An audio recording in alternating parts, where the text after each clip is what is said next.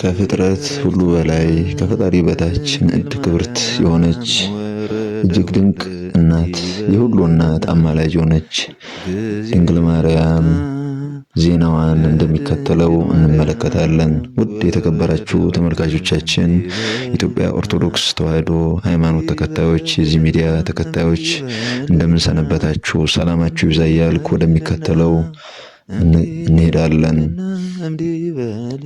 ጌታችን ኢየሱስ ክርስቶስ በእረፍቱ ጊዜ ተሰቅሎ ሳለ እናቱን ድንግል ማርያምን ለቅዱስ ዮሐንስ እነኋት እናት እነሆ ልጅ ብሎ ከሰጠው ወዲህ እመቤታችን ድንግል ማርያም ያን ጊዜ በቅዱስ ዮሐንስ እጅ ከሱ ዘንድ በቆየች ጊዜ ያን ጊዜ እመቤታችን በልጇ በጌታችን በፈጣሪያችንና በመድኃኒታችን በኢየሱስ ክርስቶስ በከበረ መቃብሩ ትጸልይ ነበር። ከዚህ በኋላ ዓለም እንደምትለይ መንፈስ ቅዱስ ነገራት። ከዚህም በኋላ ከደብረ ዘይት ደናግል መጡ፣ ጌታችን ነግሯታልና እርሷም ነገረቻቸው። በዚያን ጊዜ እመቤታችን እንዲህ ብላ ጸለየች። ልጄ ወዳጄ ጌታዬና ፈጣሪ ኢየሱስ ክርስቶስ ሆይ ልመናዬን ተቀብለ ደቀ መዝሙርህን ዮሐንስን በዚህ ሰዓት አምጣው። እንዲሁም ሕያዋን እንደሆኑ ሐዋርያትን ሁሉንም ነፍሳቸውንም የለያቸውን አምጣቸው። አንተ የሕያዋንና የሙታን አምላክ ነህና ለአንተ ምስጋና ይሁን ለዘላለሙ አሜን እያለች ጸለየች። በዚያን ጊዜ በመንፈስ ቅዱስ ትእዛዝ ከኤፌሶን ሀገር ዮሐንስ በደመና ተሸክማ ወደ እመቤታችን ማርያም አደረሰችው። ሰገደላትና በፊቷ ቆሞ እንዲህ አላት፣ ሰላምታ ይገባሻል። ጌታችንን ፈጣሪያችንን መድኃኒታችን ኢየሱስ ክርስቶስን የወለድሽው ጸጋን የተመላሽ ደስ ይበልሽ። አንቺ ከዚህ ዓለም ተለይተሽ በክብር በምስጋና ወደ ዘላለም ሕይወት ትሄጃለሽና ይህን ስሙ ክቡር ምስጉን የሆነ ጌታችን ፈጣሪያችን ድንቆች ታምራቶችን በአንቺ ላይ ከገለጠ በኋላ ነው። እመቤታችን ቅድስት ድንግል ማርያም ይህን በሰማች ጊዜ እጅግ ደስ አላት።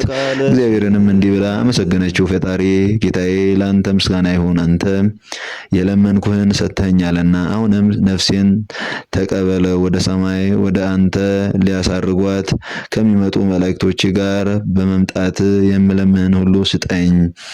በዚህም ጊዜ ከሰማይ እንዲህ የሚል ቃል መጣ፣ እነሆ አሁን መላእክት ይደርሱልሃል።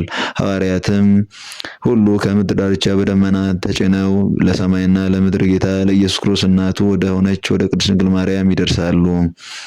ወዲያው ሁሉም ሐዋርያት የሞቱትም ከመቃብራቸው ተነስተው ወደ እመቤታችን ደርሰው ሰገዱላት። አምላክን ከአንቺ የተወለደ ጸጋን የተመላሽ የደስታ መፍሳሻ ሆይ ደስ ይበልሽ እያሉ እርሱ ከዚህ ዓለም ለይቶ ቃል ኪዳን እንደሰጠሽ በክብር በምስጋና ከእርሱ ጋር ያሳድግሻልና አሏት። በዚያም ጊዜ እመቤታችን በአልጋዋ ላይ ተቀመጠች። ሐዋርያትም እንዲህ አለቻቸው፣ ፈጣሪያችሁ አምላኬ አምላካችሁ ኢየሱስ ክርስቶስ ልጄ ወዳጄ እንደሚመጣ እናንተም እንዳያችሁ እንደማየው አሁን አወቅኩ። ከዚህ ከስጋዬም ወጥቼ ወደ ዘላለም ሕይወት እሄዳለሁ። ነገር ግን ተነግሩኝ ዘንድ እሻለሁ፣ ከዚህም ዓለም እንደምለይ ከወዴት አወቃችሁ? ጴጥሮስና ሐዋርያት ሁሉም ወደ አንቺ እንመጣ ዘንድ መንፈስ ቅዱስ አዘዘን። በደመና ላይም በተጫን ጊዜ ወደ አንቺ እንደ ዓይን ጥቅሻ ፈጥነን ደረስን አሏት። እመቤታችን ማርያም ይህን ነገር ከሐዋርያት በሰማች ጊዜ ድምጿን ከፍ አድርጋ እንዲህ አለች፣ ጌታዬና ፈጣሪ ኢየሱስ ክርስቶስ ሆይ ክቡር ምስጉን የሆነ ስም ፈጽሜ አመሰግንሃለሁ። የኔን የአገልጋይን መከራ ተመልክተ ድንቅ ኃይልን አድርገህልኛልና ከእንግዲህ ወዲያ ትውልድ ሁሉ ያከብሩኛል፣ ያመሰግኑኛል። ጸሎቷንም ምስጋናዋንም ስትጨርስ ሐዋርያት እንዲህ አለቻቸው፣ ዕጣን አምጥታችሁ በማኅጠንት የጌታዬን ኢየሱስ ክርስቶስን ስሙን ጥሩት። እርሱም እንዳዘዛቻቸው አደረጉ። በዚያንም ጊዜ የክብር ባለቤት ጌታችን ኢየሱስ ክርስቶስ እልፍ አእላፋት መላእክትን አጅበው እያመሰገኑት መጣና አረጋጋት። ያዘጋጀላትንም ተድላ ደስታ ክብር ነገራት። በዚያም ብዙዎች ድንቆች ታምራቶች ተደረጉ። እውሮች አይተዋል፣ አንካሶች ቀንተዋል ሄደዋልና፣ ደንቆሮችም ሰምተዋል፣ ለምጻሞች ነጹ፣ አጋንንትም ከሰዎች ወጥተው ሄዱ፣ ድዳዎች ተናገሩ፣ በሽታና ደዌ ያሉበት ሁሉ ዳነ። እመቤታችን ድንግል ማርያም ወዳለችበት ቤት በቀረቡ ጊዜ ከደዌያቸው ይፈወሳሉና ከዚህ በኋላ እመቤታችን ተወዳጅ ልጇን እንዲህ አለችው። በአየር ውስጥ ተበትነው ከሚኖሩ ከሚያስደነግጡ ግሩማን መላእክት የተነሳ ከእሳት ባህርም እፈራለሁ። ጌታችንም ከእርሳቸው ለማንም ባንቺ ላይ ስልጣን የለውም አላት። ከስጋዋም የምትለይበት ጊዜ ሲደርስ ሐዋርያትና ደናግል ተባረካቸው ዘንድ እያለቀሱ ለመኗት። እጇንም በላያቸው ዘርግታ ባረከቻቸው። በዚያንም ጊዜ ጌታችን ንጽሕት ነፍሷን ከስጋዋ ለይቶ በመለኮታዊ እጆቹ ይዞ በብርሃን ልብስ አጎናጽፎ ወደ ከፍተኛ መኖሪያ ከእርሱ ጋር አሳረጋት። ስጋዋን ግን እንደሚገባ ገንዘው ወደ ጌቴሰማኒ ተሸክመው እንዲወስዱ ሐዋርያትን አዘዛቸው። ነፍሷ ከስጋዋ ከመውጣቷ በፊት በሰው አንደበት ይህ ነው ተብሎ የማይነገር ብርሃንን እያየች ነበር። የክብር ባለቤት ጌታችን ክርስቶስም እንዲህ ስጋሽን ተድላ ወዳለበት ገነት አፈልሳለሁ፣ ዳግመኛም ስጋሽን ከነፍስሽ ጋር አዋህጄ አስነስቼ መላእክት በውስጡ በፊትሽ ሆነው በሚያመሰግኑበት ተመሳሳይ በሌለው ተድላ ደስታ ባለበት ማደሪያ አኖርሻለሁ አላት።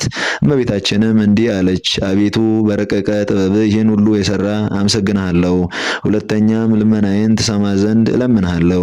በስሜ ወደ አንተ የሚለምኑትን ሁሉ ልመናቸውን ተቀብለ በመከራ ውስጥ ሆኖ ስሜን ጠርቶ ወደ አንተ የሚለምነውን ከመከራ ሁሉ አድነው። በሰማይም በምድርም በስራው ላይ ሁሉ አንተ ከህሊና በላይ ነህና መታሰቢያን በውስጧ የሚያደርጉበትን ሁሉ ባርክ። በእኔ ስም የሚያቀርቡትን የሁሉንም መስዋዕት ምስጋና ተቀበል።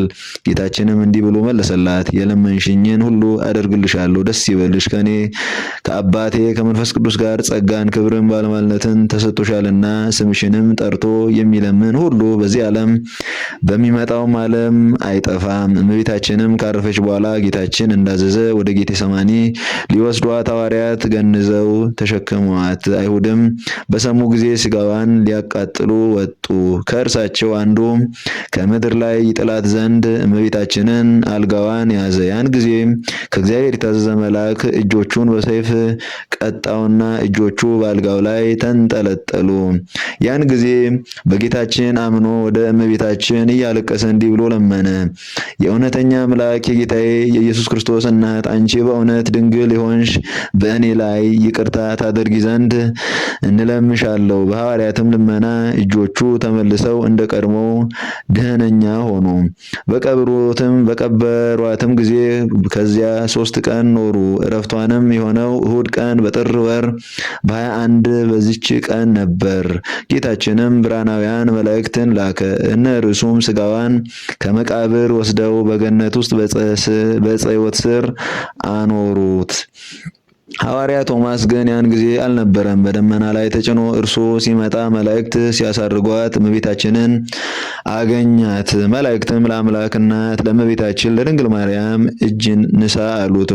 እርሱም ሰገደላትና ተሳለማት፣ ከእርሷም ተባረከ። ከዚህ በኋላ ወደ ሐዋርያት ደረሰ። እነርሱም እመቤታችንን ማርያምን እንደ አረፈችና እንደ ቀበሯት ነገሩት። ቶማስም ስጋዋን እስከማይ አላምንም አላቸው። ስጋዋንም ያሳዩ ዘንድ ወደ መቃብሯ ባደረሱ ጊዜ በመቃብር ውስጥ ስጋዋን አላገኙም። ደንግጠውም አደነቁ። ያን ጊዜ ከመላእክት ጋር ወደ ሰማይ ስታርግ እመቤታችንን እንዳገኛት ቶማስ ነገራቸው። ሐዋርያትም ይህን በሰሙ ጊዜ የእመቤታችንን እርገቷን ስላዩ እጅግ አዘኑ። ስጋዋን በምድር ውስጥ ይተው ዘንድ እንዳልወደደ መንፈስ ቅዱስ አስገነዘባቸው። ከዚህም በኋላ አንድ ጊዜ ደግሞ እርሷን ያሳያቸው ዘንድ እንዳለው ጌታችን ቃል ኪዳን በማድረግ ተስፋ ሰጣቸው። እነርሱም እስከ ነሐሴ 16 በተስፋ ኖሩ። የእመቤታችንም የዕድሜዋ ዘመን 64 ዓመት ነው። በአባትና በእናቷ ቤት 3 ዓመት ከ7 ወር፣ በቤተ መቅደስ 12 ዓመት፣ በዮሴፍ ቤት 34 ዓመት ከ3 ወር፣ ከጌታ ዕርገት በኋላ በወንጌላዊ ዮሐንስ ቤት 14 ዓመት ነው። የሕይወት የድኅነት አለኝታ የሆነች ድንግል ማርያም በዛሬ በጥር 21 ቀን ዕረፍቷ ነው። የእመቤታችን የቅድስት እናቱ ረድኤት በረከቷ የልጇ ቸርነት ቃል ኪዳኗ በሁላችን ላይ ይኖር።